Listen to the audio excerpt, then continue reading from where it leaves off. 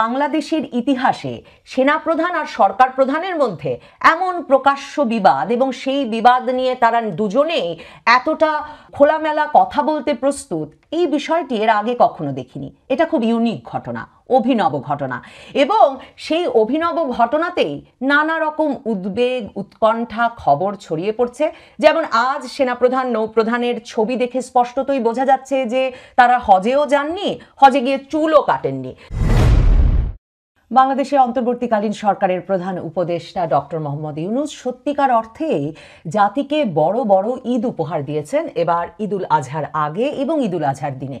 ঈদুল আজহার আগের দিন, ঈদের ঠিক আগের সন্ধ্যায় তিনি জাতির উদ্দেশ্যে যে ভাষণ দিলেন, সেই ভাষণে তিনি এপ্রিলের প্রথমার্ধে নির্বাচনের ঘোষণা দিয়েছেন।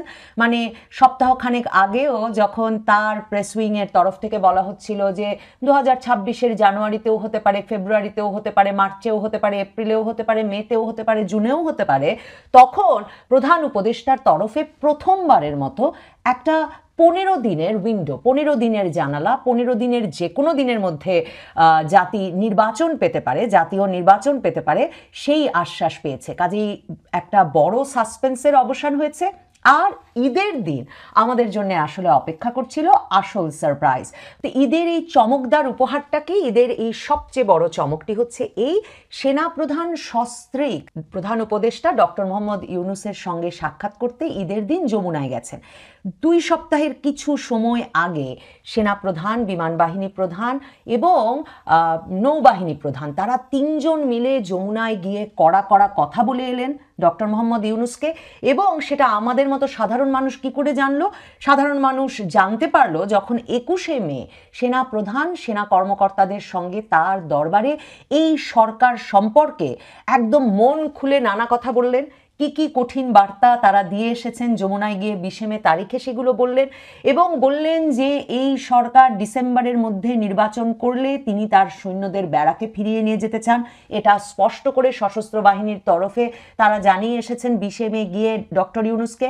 ডক্টর ইউনূস সরকারের ওপর তারা বিরক্ত, ক্ষুব্ধ, কারণ জাতীয় নিরাপত্তা উপদেষ্টা নিয়োগ সহ জাতীয় নিরাপত্তার বিভিন্ন ইস্যুতে, করিডর, চট্টগ্রাম বন্দর, এমন নানা ইস্যুতে সরকার সিদ্ধান্ত নিয়ে ফেলছে, কিন্তু সশস্ত্র বাহিনীকে তারা সেসব সিদ্ধান্তের অংশ করছে না। এই বিষয়গুলো সশস্ত্র বাহিনী পছন্দ করছে না।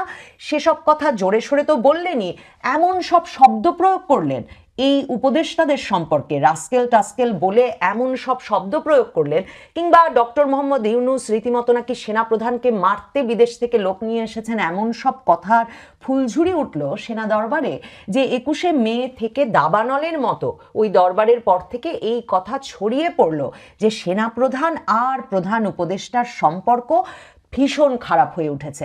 এরপরের নাটক তো আপনাদের মনে করাবই, কিন্তু ঈদে আজ আমরা দেখলাম সেনাপ্রধান সস্ত্রে গিয়ে যমুনায় প্রধান উপদেষ্টার সঙ্গে সাক্ষাৎ করেছেন, সেমাই খেয়েছেন নিশ্চয়ই। তো এই মিষ্টি খেয়ে কোলাকুলি করে আসলেই কি তাদের মধ্যকার সকল বিভেদের অবসান ঘটল? কাল ডক্টর মোহাম্মদ ইউনূস ঈদের আগের রাতে তার জাতির উদ্দেশ্যে বক্তৃতা শুরুই করেছিলেন যে ঈদের আদর্শ মাথায় রেখে আমাদের সব স্বার্থপরতা, হিংসা, বিদ্বেষ ভুলে যাওয়া উচিত। তো সেই স্বার্থপরতা, হিংসা, বিদ্বেষ ভুলে যাওয়ার এত বড় উদাহরণ সৃষ্টি করলেন তার মানে সেনাপ্রধান আর ডক্টর মোহাম্মদ ইউনূস। এর পাশাপাশি আমরা এরই মধ্যে নৌবাহিনী প্রধান সস্ত্রীক ডক্টর মোহাম্মদ ইউনূসের সঙ্গে সাক্ষাৎ করে এসেছেন, সে ছবিও দেখেছি। হয়তো বিমান বাহিনী প্রধানও গেছেন, সে ছবি অবশ্য এখনো দেখা হয়নি। তার মানে সকল দূরত্বের অবসান ঘটে গেছে। ডক্টর মোহাম্মদ ইউনূস যে এপ্রিলের প্রথমার্ধে নির্বাচন দেওয়ার কথা বলছেন, তাতে সশস্ত্র বাহিনীর সঙ্গে তিনি আলাপ করে নিয়েছেন আগে, এবং সেনাবাহিনী সে বিষয়ে একমত। দেখুন, সেনাবাহিনী, নৌবাহিনী প্রধান বা সেনাপ্রধানের সঙ্গে ডক্টর মোহাম্মদ ইউনূসের দূরত্বের বিষয়টি কিন্তু কোনো কানাঘুষো বা আমাদের কোনো জল্পনা বা বিশ্লেষণ বা অ্যানালাইসিস বা কোনো বয়ানের বিষয় ছিল না। আপনাদের মনে থাকবে প্রথম এই দূরত্বের বিষয় এবং এই টানাপোড়েনের বিষয় উঠে আসে মার্চ মাসে হাসনাত আবদুল্লাহর স্ট্যাটাসে, যেখানে হাসনাত আবদুল্লাহ সরাসরি বলেন যে সেনাপ্রধান তাকে সহ তার দলের, পরে আমরা জানতে পারি সার্জিস আলম আর হাসনাত আবদুল্লাহকে ডেকে সেনাপ্রধান বলেছেন যে নতুন করে আওয়ামী লীগ গড়তে হবে, রিফাইন্ড আওয়ামী লীগকে নির্বাচনে অন্তর্ভুক্ত করতে হবে, কারণ আওয়ামী লীগ ছাড়া নির্বাচন কিছুতেই অন্তর্ভুক্তিমূলক হবে না। হাসনাত আবদুল্লাহ এই স্ট্যাটাস দেওয়ার পরপরই ওই একই সময়ে আসিফ মাহমুদ সজীব ভুঁইয়া, যিনি এখনো সরকারের একজন মন্ত্রী, অন্তর্বর্তীকালীন সরকারের একজন উপদেষ্টা, সেই ছাত্র উপদেষ্টা আসিফ মাহমুদ সজীব ভুঁইয়া যমুনা টেলিভিশনে সাক্ষাৎকার দিয়ে বললেন এই সেনাপ্রধানের ভীষণ আপত্তি ছিল ডক্টর মোহাম্মদ ইউনূসকে প্রধান উপদেষ্টা হিসেবে মেনে নেওয়ায়, এবং তিনি ডক্টর মোহাম্মদ ইউনূসকে একজন সাজাপ্রাপ্ত আসামি মনে করেন। তিনি বারবার ডক্টর মোহাম্মদ ইউনূসকে কনভিক্ট হিসেবে অভিহিত করছিলেন, এবং তারপর যখন ছাত্র উপদেষ্টারা গো ধরেছিলেন যে তাদেরকে প্রধান উপদেষ্টা হিসেবে, অন্তর্বর্তীকালীন সরকারের প্রধান উপদেষ্টা হিসেবে তারা ডক্টর মোহাম্মদ ইউনূসকেই চান, তখন নাকি সেনাপ্রধান বলেছিলেন বুকে পাথর চাপা দিয়ে তিনি অন্তর্বর্তীকালীন সরকারের প্রধান উপদেষ্টা হিসেবে ডক্টর মোহাম্মদ ইউনূসকে মেনে নিয়েছেন। তো বুঝতেই পারছেন ইউনূস সরকারের গুরুত্বপূর্ণ মন্ত্রীর এমন সাক্ষাৎকার সংবাদ মাধ্যমে দেওয়ার পর বুঝতে বাকি থাকেনি যে সেনাপ্রধান আর ডক্টর মোহাম্মদ ইউনূসের মধ্যে সম্পর্কটার ভেতরে একটা বড় ধরনের টানাপোড়েন আছে। এবং হাসনাত আবদুল্লাহ মার্চ মাসের ওই স্ট্যাটাসে পরিষ্কার বলেছিলেন যে এই সেনাপ্রধান ওয়াকারুজ্জামান কাজ করছেন ভারতের প্রেসক্রিপশন অনুযায়ী। বুঝতেই পারছেন একটি দেশের সেনাপ্রধান, আমাদের দেশের সেনাপ্রধান, আরেক দেশের এজেন্ডা বাস্তবায়নে কাজ করছেন, সে কথা সরকার পক্ষের লোকই বলছেন, সেটা কতটা গুরুতর দোষারোপ, অ্যালিগেশন বা অভিযোগ হিসেবে গ্রহণ করা উচিত। এরপর আবারও এই মে মাসে এসে গুরুতর আকার ধারণ করে সেনাপ্রধান আর ডক্টর ইউনূসের মধ্যে সম্পর্ক নিয়ে নানা জল্পনা। তার পেছনে আমরা দেখি একটা বড় ভূমিকা রাখেন সেই তিনজন প্রভাবশালী অত্যন্ত গুরুত্বপূর্ণ ইউটিউবার পিনাকি ভট্টাচার্য, ইলিয়াস হোসেন, কনক সারোয়ার, যারা স্পষ্টতই, এমনকি কালকে ডক্টর ইউনূস জাতির উদ্দেশ্যে ভাষণ দেওয়ার আগেই আমাদেরকে জানিয়ে দিতে পেরেছিলেন যে ডক্টর ইউনূস স্বাধীনতা সার্বভৌমত্বের জন্য অত্যন্ত গুরুত্বপূর্ণ একটা সিদ্ধান্ত আমাদের জানাতে যাচ্ছেন, এবং সেই সিদ্ধান্ত যাতে আমরা সকলেই মেনে নিই। মানে এপ্রিলে যে নির্বাচনের তিনি ঘোষণা দিতে যাচ্ছেন সেটাও কিন্তু এই ইউটিউবারদের সঙ্গেও আলোচনা হয়েছিল বলে ধারণা করবার, বা তাদের কাছে এই খবর ছিল বলে ধারণা করবার যথেষ্ট কারণ আছে। মে মাসে সেনা দরবারের খবর সেনা দরবার থেকে বা সেনা দফতর থেকে লিক হয়ে যাওয়ার আগেই কিন্তু আমরা জানতে পারি সেনাবাহিনীর ভেতরে নানা টানাপোড়েন চলছে, একটা উত্তেজনা দানা বাঁধছে। কারণ আমরা প্রথম দেখি কনক সারোয়ার সেনাবাহিনীর ভেতরে ঢাকা সেনানিবাসে লেফটেন্যান্ট জেনারেলরা মিলে সেনাপ্রধানের সঙ্গে বৈঠক করছেন এমন ছবি ছেপে দেন তার ফেসবুকে, এবং বলেন এই গভীর রাতে কিসের ষড়যন্ত্র চলছে। আমরা দেখি পিনাকি ভট্টাচার্য উল্টো বলছেন যে আসলে সেনাবাহিনীর ভেতরে উত্তর পাড়ায় কোনো বিপ্লব বা ষড়যন্ত্র চলছে না, বরং জুলাই বিপ্লবের সঙ্গে তাদেরকে অ্যালাইন করার চেষ্টা হচ্ছে, মানে ছাত্র জনতার যে দাবি সেসব দাবির সঙ্গে তাদেরকে একমত করার চেষ্টা চলছে।